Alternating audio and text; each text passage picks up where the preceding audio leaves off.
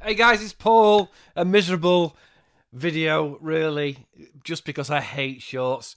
If you go to pnuk.co/remove short, I will give you a link to a Chrome browser extension that will get rid of shorts on a Chrome browser. So you see here, you go to shorts, and you This dad was headed.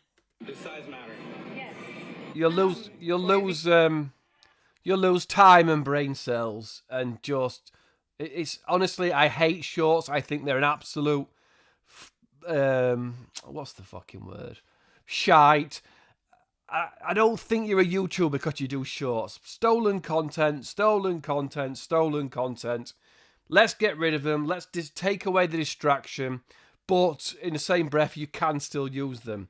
So go to this YouTube Shorts block. But if you go here, the link's here. pnuk.co/remove shorts. Add to Chrome, add extension.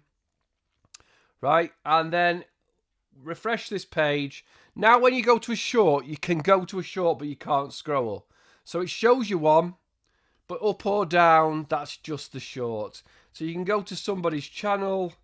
I don't know if Sky bought dual shorts. You can go to the channel, click on a short, but the ease and brain numbing whatever annoyance of flicking through a short.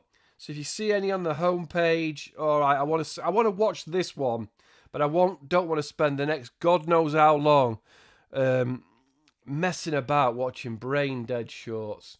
I hate TikTok. I hate that YouTube brought shorts in. I think it's painful. You can always go up and remove it afterwards. So if you want it to come back, remove the short, refresh a few times, go to shorts, and the brain sapping life of watching YouTube shorts and the utter shite that it is can resume.